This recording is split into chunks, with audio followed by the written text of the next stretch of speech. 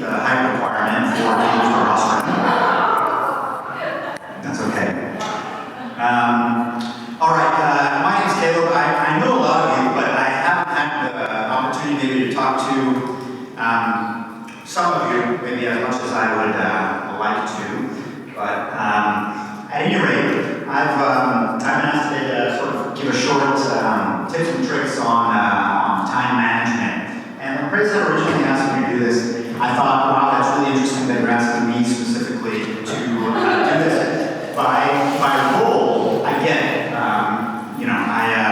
I have a lot to do with the financial arm of Orange County here in Orange County for the Salvation Army, and also the property and real estate arm. So by role, definitely would expect that. But here's a little bit more about me, and we'll just go through this pretty quickly because we don't have a whole lot of time today. So I am going to blow through a lot of this stuff, but if you have any questions about anything specifically that you see here today, then feel free to get in touch with me, shoot me an email, or whatever. So why would Praise ask me this? So my Myers-Briggs profile, for those of you that are familiar with Myers-Briggs, is actually ENFP. And my working genius, some of you have been pulled into some working genius conversations led by Praise and Andre recently, is discernment and galvanization. Nowhere in there is tenacity or enablement. Those of you that work directly with me very often, like Patrick, are over there chuckling.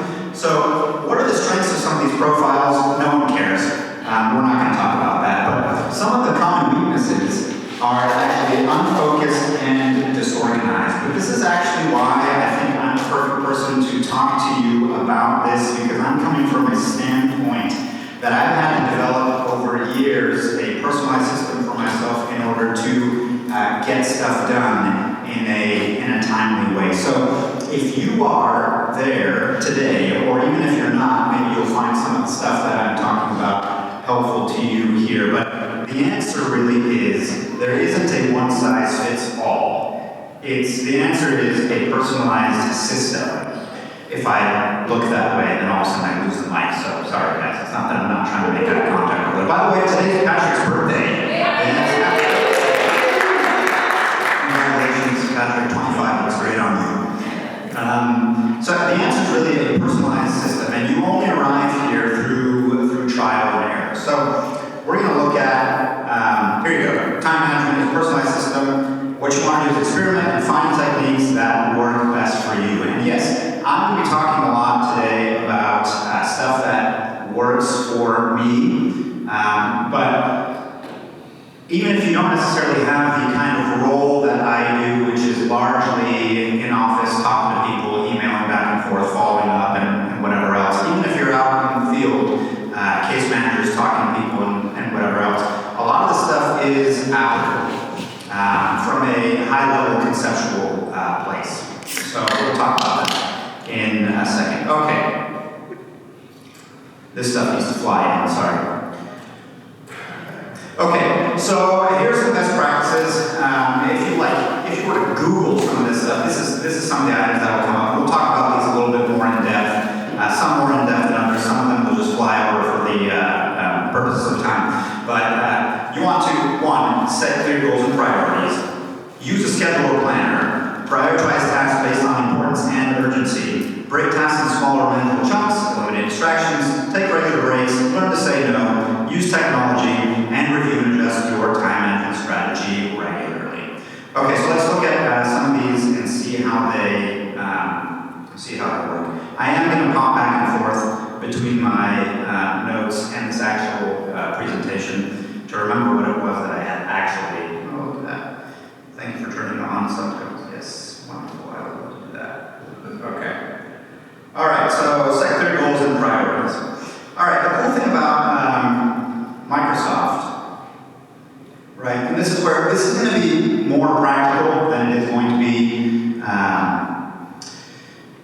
just theory and informative. We can talk about some of that stuff in a little bit. How many of you are familiar with the Tasks app in Microsoft 365? Some of you have explored it. Okay, good. The majority-ish. Okay, I like it. Honesty is good. And that's part of what we're required, right? You have to be honest and self-aware of where you are, right? I've come to a point where I know and I realize some of the organization and strategies for time management is not necessarily my strength, because I'm prone to just fly by the seat of my pants, not plan. That's how I like to live my life, but it's not how I can perform my role, right? Okay, so we have this, we have a tasks app in Microsoft 365. The useful thing about this is you can go in and you can look at some of the tasks that either you've created for yourself, that you have planned. By the way, this comes with all of your Microsoft 365 application. Okay, so you have access to this. If you want to know how to get to it, shoot me an email or something like that, and I can, for the sake of time, I can tell you where that is. So let's say I've got all these different tasks that I've created for myself, right? Follow up with Veronica on buses, add goals, blah, blah, blah, blah, all this stuff. Knowing that these are the things that I want to accomplish, maybe I don't necessarily want to accomplish all of them in a day, or maybe I don't even have time to accomplish all of them in a day. But I want to, on the first point, we're going to take a look at email here, set clear goals and priorities on what I am going to try to accomplish that day. The going theory on this, if you sort of read on time management and whatever else, is that you want to try to aim for 2 to 3 large tasks that you want to make sure that you complete at the beginning of your day or at the end of the previous day. What works well for me is to identify what 2 or 3 things in a macro level, right, do I want to actually accomplish the next day or today. And something that kind of helps you keep on track is then you can go in here, you can have all your tasks, and you can add to my day. So we're just going to add those 3 there. So here I have them in my day. And the neat thing is if you go to Outlook and you open your tasks window over here, is they'll also populate in your email. Because what's important about some of this task stuff and being able to prioritize is you want to keep it front of mind. It's something that you want to see. This is akin to, how many of you use Post-it notes to sort of remind you of stuff? Okay, yes, I used to be a Post-it note person until I discovered this. Hello. I used to be a Post-it note person until I discovered this, because I would just have all of these Post-it notes around my computer screen and whatever, and created clutter and distraction. This way, even if you're looking at your email, you got that. I know today that whatever I do, I need to do this program council item for Great Park Senior Park of affordable housing. I need to add goals to everyone's task list, and I need to follow up with Veronica on buses. Regardless of anything else that I do, answer phone calls, answer emails, whatever else, those 3 things need to get done. Those have my priority and my focus. Okay? So, step number 1, you're setting clear goals and priorities. Okay, let's move on. Yes, a lot of this is going to be just because of the time constraint and being able to get through this. We're going to go through very, very quickly. How many of you use the calendar app in your mail? Yeah, very good. Okay. Most of us, I think, have we generally use this to. This is my inbox. I have nothing here of a confidential nature, I don't think. So, but just don't read it too closely, just in case I do. Most of us are using calendar app, I think, for the majority, just like I want to schedule a meeting with Patrick or something like that. And yes, that is on my calendar. Or I need to schedule up a SOA review with Miguel.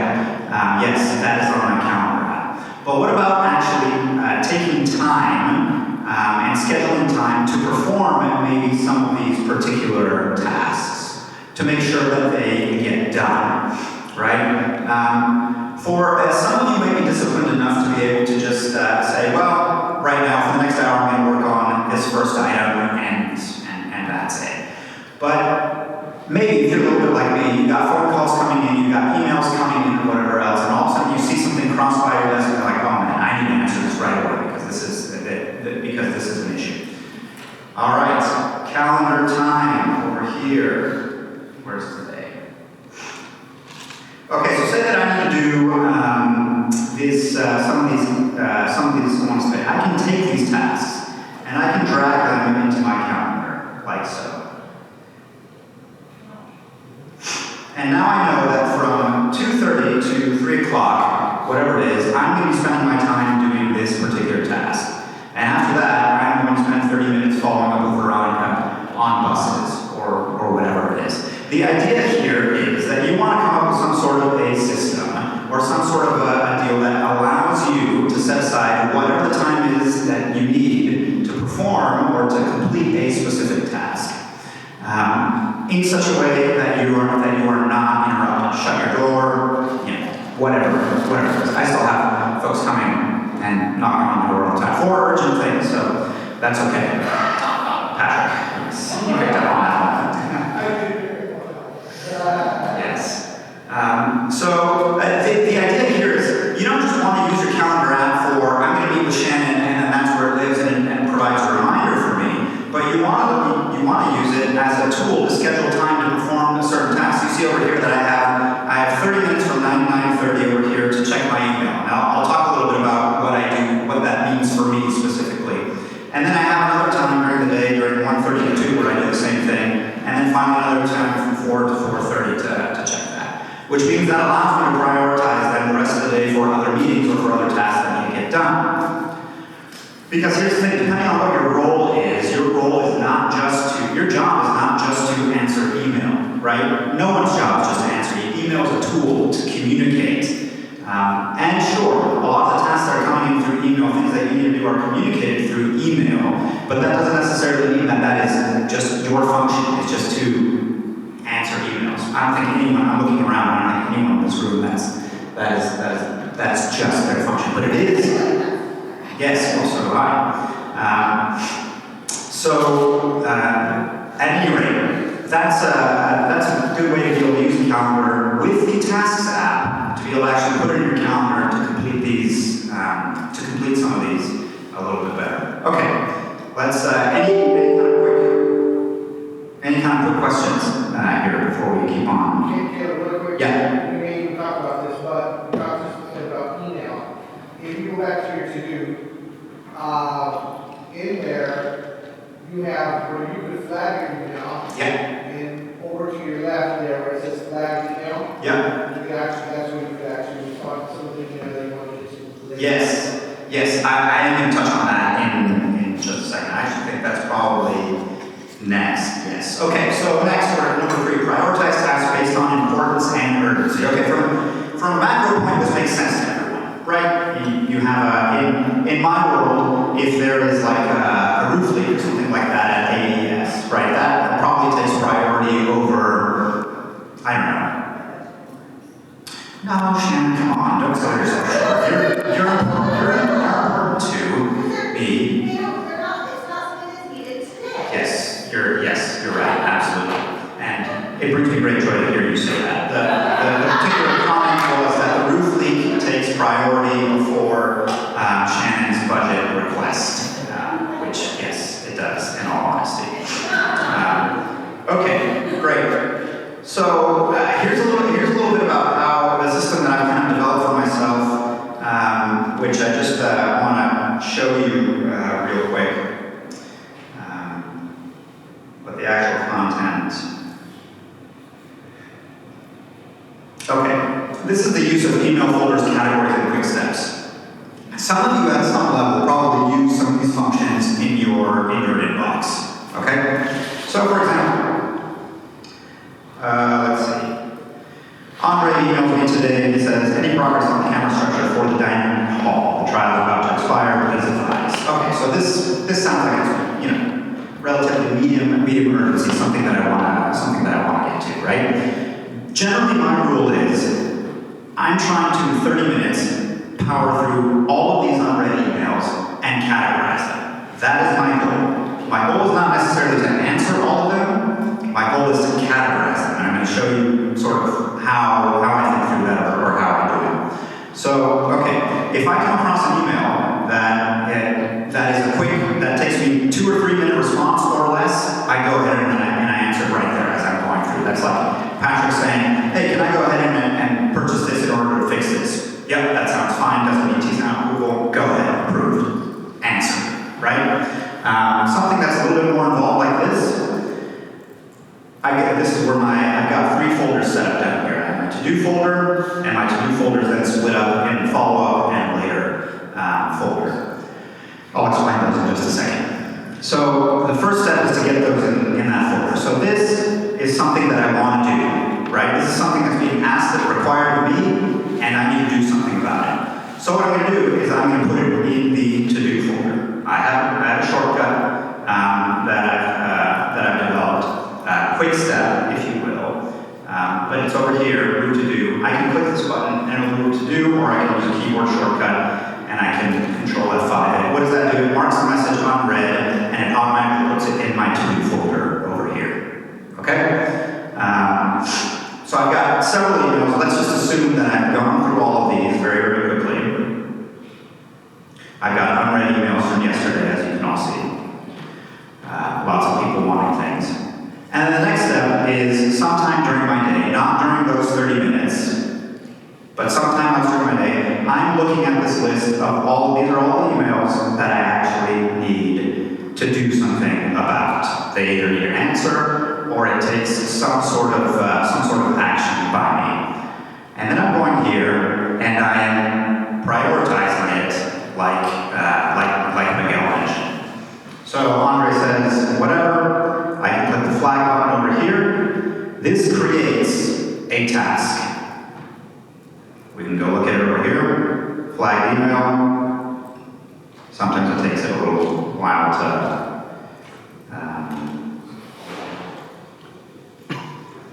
pull in from here.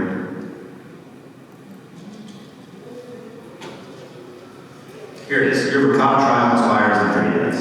Okay, great. So when do I actually want to set a deadline for this for myself? Okay, tomorrow, fantastic. And then like Miguel said, I can add any notes or whatever. Here's the actual email, and I can add any notes of that particular task right here. Let's go back to flagged email. What happens is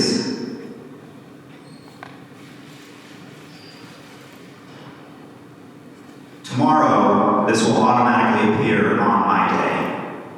Okay, I can't show you that right now. But once you schedule it. Tomorrow that'll appear on my day, and that'll give me a reminder that that's what I need to do on that specific day. So then I'm going through here and I'm basically prioritizing those, and I'm saying, when do I actually need to take care of these different issues? For items that this is for my particular system. For items that I need to follow up on other people, I'm doing the exact same thing. So for this particular one, I set a flag a long time ago. And I said that I wanted to follow up on a particular date, right? And for some of these, I've actually tagged them using categories over here. So I know when I'm meeting with my one-on-ones with, like, let's say Lewis, I can pull up all the different things that I want to follow up with Lewis on during our one-on-one. So let's say I've got this,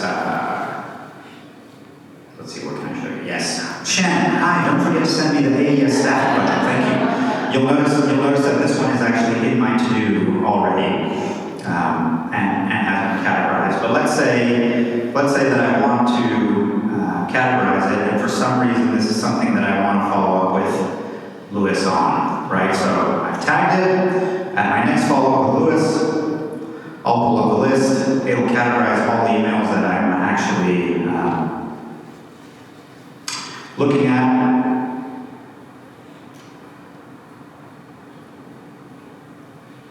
We'll just give it a second to think.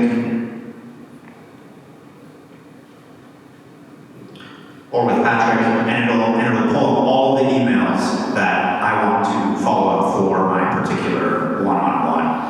This is good. It's a good reminder for me, at least, because then you don't have to actually depend on anything to keep everything sort of top of mind. You click the button, and then it pulls everything out. Okay, once I've actually performed the task, I'll do it with this one, but then I just have to remind myself to whatever else. It's flagged. How do I complete the item? I have a quick step that just says done. What does that do? That moves the item out of my to-do folder and archives it automatically and takes the flag away. So that when I go back into my tasks over here, you'll see that there isn't that task anymore, and I don't have to follow up on that. a few quick ways that you can use categories, quick steps, and email folders in order to prioritize what you're looking at. First step for me, go through it, answer everything that is a quick answer. If it's not a quick answer, put it into to-do. Later in the day, look at the to-do, begin prioritizing stuff, and begin attacking it, pulling it into your calendar and saying, I got 15 minutes for this, I got 15 minutes for this, I got 30 minutes for this, I got an hour for this, and then just start attacking it that way. And during that flow time, nothing else matters within reason, right? When the building is burning down, of course, that's going to interrupt your flow time or whatever it is. Okay? Any kind of quick questions on that? We are very behind on time, but I'd love to take any. All right, if no, break tasks into small manageable chunks. We're going to majorly skip this one, but the nice thing about the task is that you choose a task, right? And then you can go into it and you can do subtasks, right? Okay, so what do I need to do to follow up with Veronica on buses? I need to call Veronica at 8, and then I need to create TSAM, and then I need to, whatever else, I don't know why it's created a million of these. But it usually doesn't do that. And then you can mark off those subtasks as you're doing it. What does this do? A lot of times, what does that say? Maybe someone can remind me. How do you eat an elephant? Poor elephants. But how do you eat an elephant? Like a bite a chunk at a time, a bite at a time, right? This is the idea. You have some sort of big project that you are trying to accomplish, and you don't necessarily, and it might seem overwhelming. Think through it. That's the first thing you need to do. Don't just go through it and attack it, but actually formulate a plan. How am I going to get to that task? These are all the many things that I need to accomplish, and write them down. And as you accomplish them, check them off. It'll give you a sense that you are actually getting further to the solution or to the particular issue, right? Okay, I'll delete those later for time's sake. All right, how many multitaskers do I have in the room? Quite a few? Okay. If I were to ask some of you, if you feel you are good at multitasking, how many would you say that it's something that you excel at? Ish. Who's bad at multitasking? Okay. Pastor, it's like you read my notes. Don't beat me to the punchline, man. Come on, seriously. Okay. Yeah, actually, here's the issue with that specifically, is that there's research that indicates, from the American Psychological Association specifically, in my case, but that people tend to overestimate their ability to multitask. And the more people multitask, the more they believe they are effective at it. And what does that mean? Is that a lot of people think they are good at multitasking, but it just actually isn't true. This is what the study has actually shown. Right?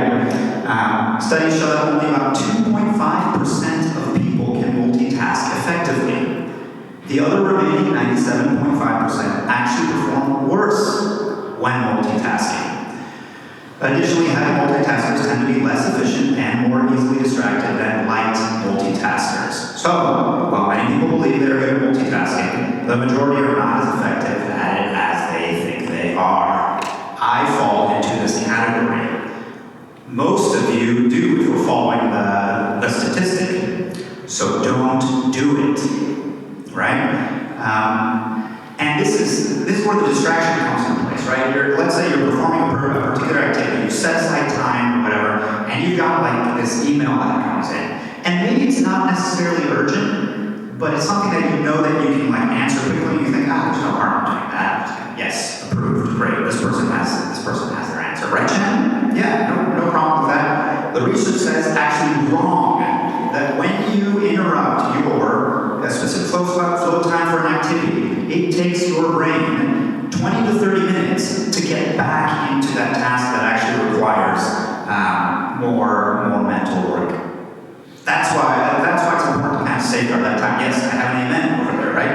Yes. And I also see the study where they actually believe that there is no such thing as multitasking. Yes, exactly. So I've got links to different articles over here which you can sort of see. If you're interested in reading more about this topic, email me, or I suppose I can make my slides available, but there really isn't much content on there except for reading these links. And then you can read read those at your own time. But that's one of them actually hits on that. And they've actually named it differently. They haven't named it multitasking. They named it some other term, which I can't necessarily forget. But it's task switching. There you go. Yes, my fellow Trojan. Well done. Thanks. That plan worked well. Okay.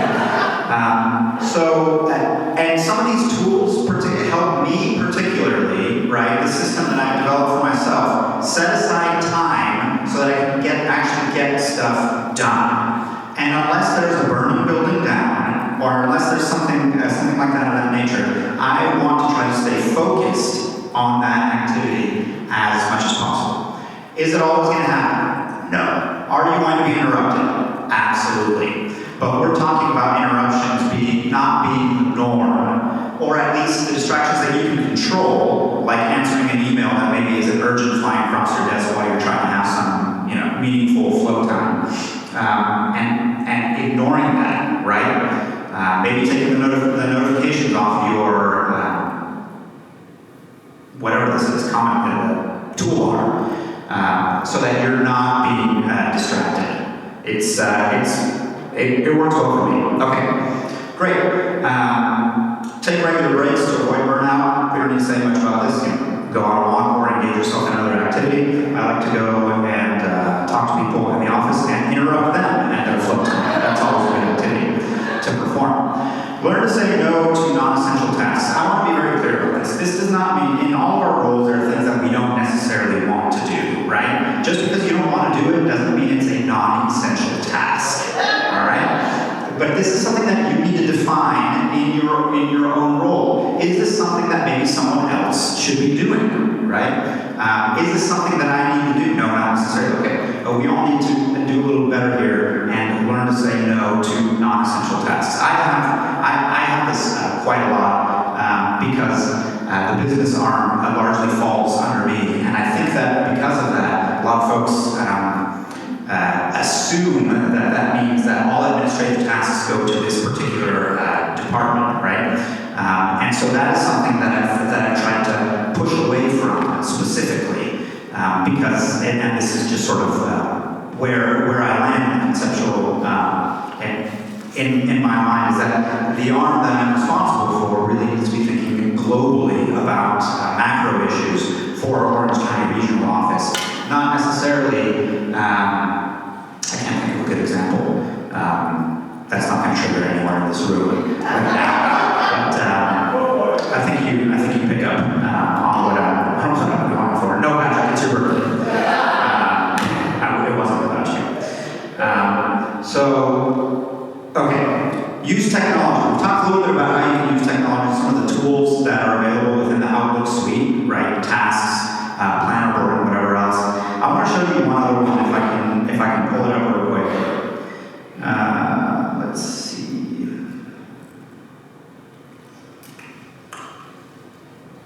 Okay, so sending out recurring emails. I send out a recurring email to several program managers once a month. It gets to all of you. It gets to all of you on February 16th, I hope, on the 16th of every month, about 5 p.m. That's like the particular people in this room, or like Miguel and Naveen, and I don't think I see anyone else. This is a reminder, basically, to book your statement of activities time on the Bookings app. I don't actually write these emails every single month, okay?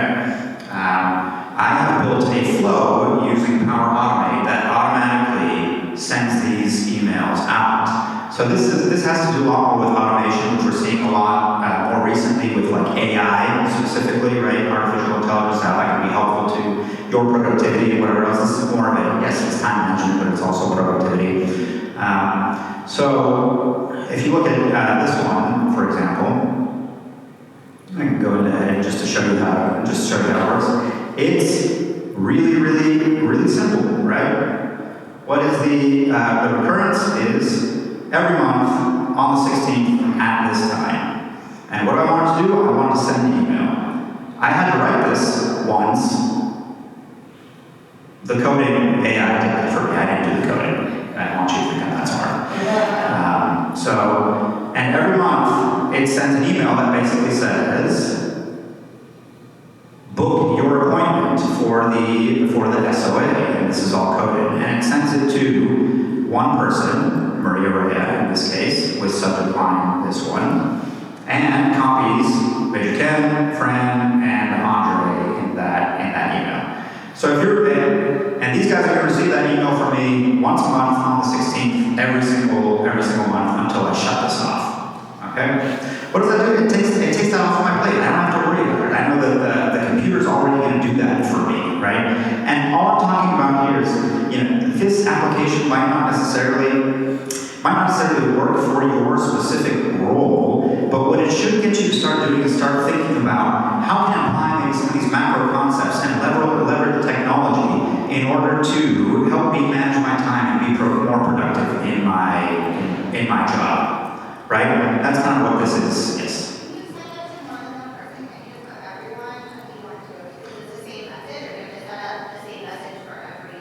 I could. I could do that. What I wanted to avoid is the infamous reply all, which is hated by all of us, right? So you put people either in the to or in the CC, and if I do to like absolutely everyone, then let's say, I don't think Miguel's ever been guilty of this, so I'll pick on him. But let's say Miguel says, "Oh yeah, great. I want to let Caleb know that I booked my thing. Reply all. I booked mine." And then everyone else is looking at them and like, "Oh, good for you, Miguel. Great job." You know what I mean? Okay. I haven't seen it. All right, fair enough. So that's why I did a separate one, because I only wanted it going to a specific group, right? That way, if Naveen has any questions about that particular email, she can just hit reply all, but it's going to people that actually need to see it and not to everyone else in the county at the same time, right? So that's why I did 9 or 10 different ones. But once you build a flow like this, you just copy, paste it, and that's it. And you're done.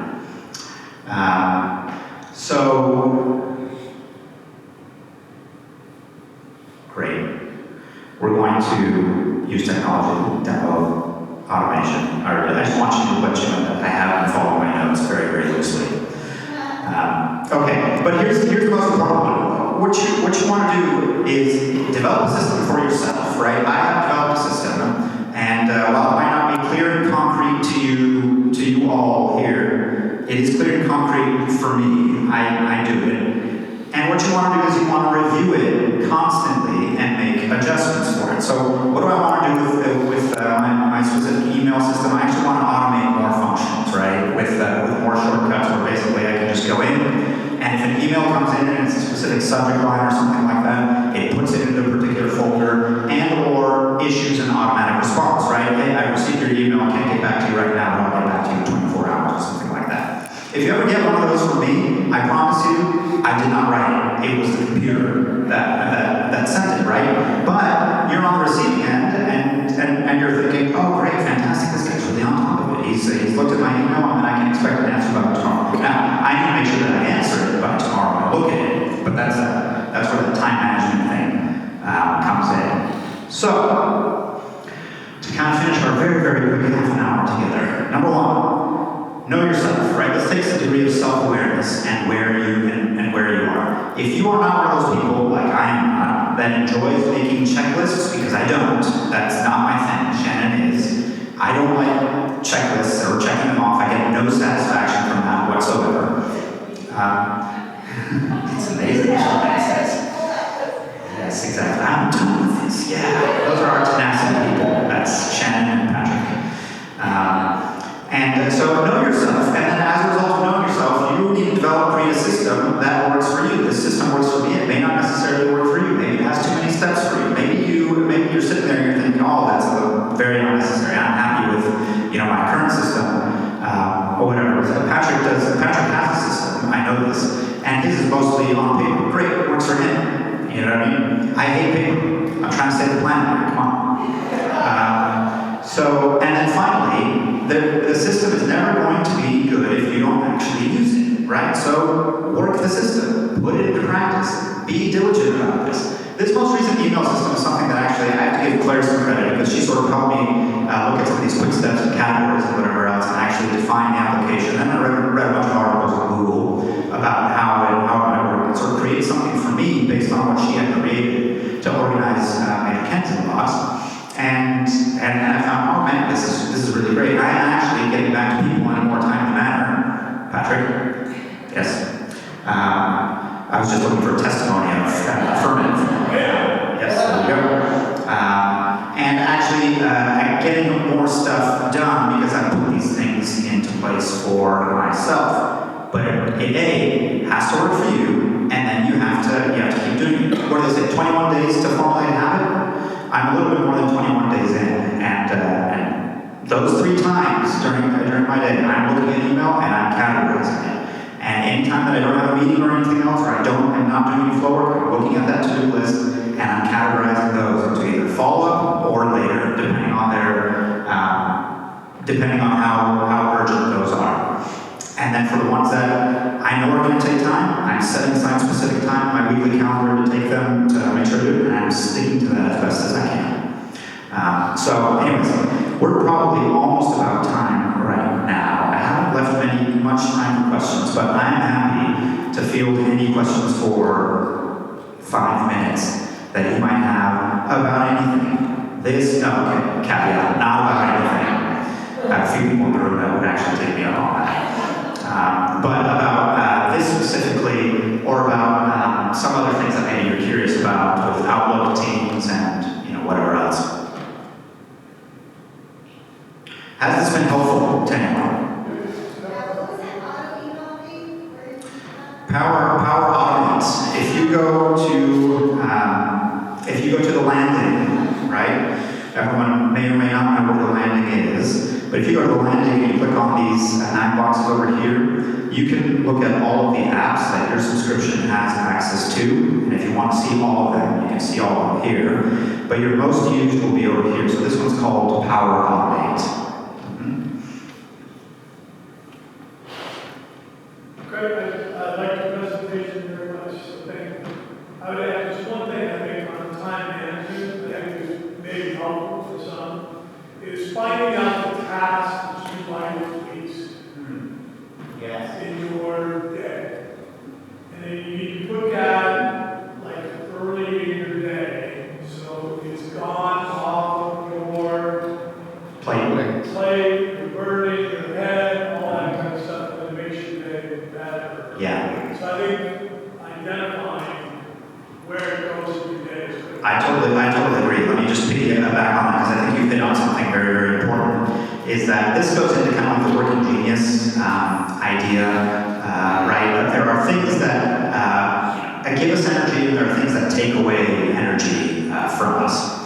And there are studies that show that you are actually most productive in the morning as opposed to the afternoon, right? A lot of you are aware of this. So if we know this, right, we know that we are more productive in the morning and more apt to maybe tackle things that are more difficult or that we have or that suck the energy out of us. It is probably a good idea, and I would encourage you, just like Patrick is saying, to schedule those for the morning time or for a time when you know that you're going to be best suited to tackle that specific problem and have the least amount of distractions. Maybe it requires for you to go off-site, right, where people can't necessarily have access to you. I'm here all the time, by the way. But that's a very important qualification. Thanks for that, Patrick. Appreciate it. Also, another thing too, talking about multitasking, I think if you're like me, that I don't know if you're diagnosed with ADHD, but there's times where I can try to focus on some things. But there's a thing called Pomodoro technique, where it's 25 minutes on, 5 minutes rest. 25 minutes on, 5 minutes rest. Yeah. Has that worked for you? Yeah. Good. Excellent. Yeah, that was when I was looking at kind of different issues with that popped up. I read a little bit about it, but there's lots of material on this. 30 minutes. This is just to kind of give you a primer. More than anything, just to kind of give you a primer. Show you specifically what I do and what has worked for me, and maybe how you can leverage technology a little bit more that all of you have access to with your subscription, and begin to manage your time maybe a little bit better if that's an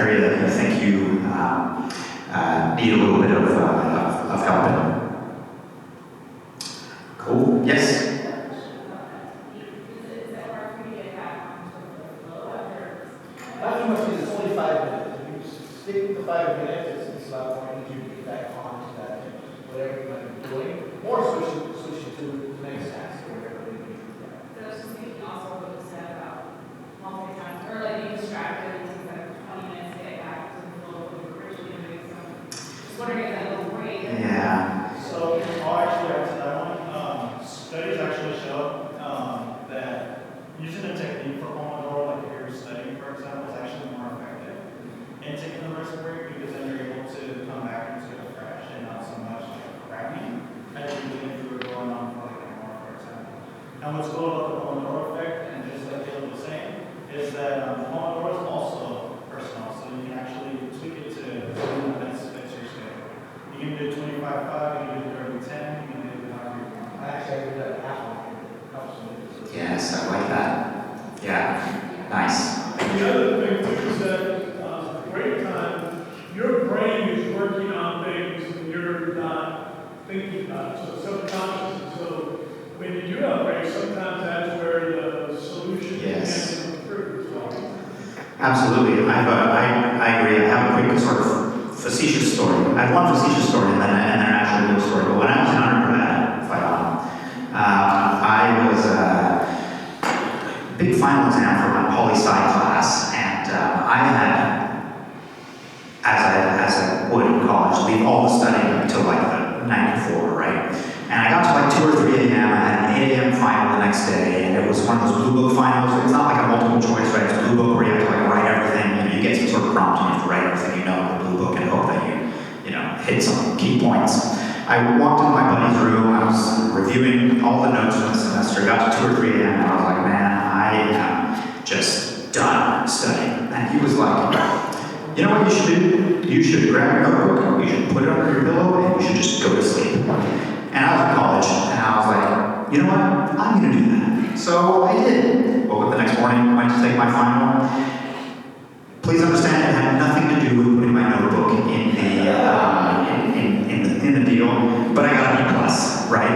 But this sort of dovetails to this idea that, you know, we do come up with sort of solutions with different problems when we're not necessarily doing it or thinking about it. The real actual study is they did kind of a study on basketball players and wanted to see who would improve the most, right? So they had 2 or 3 control groups, I can't remember, but one of the groups they actually sent to practice, right?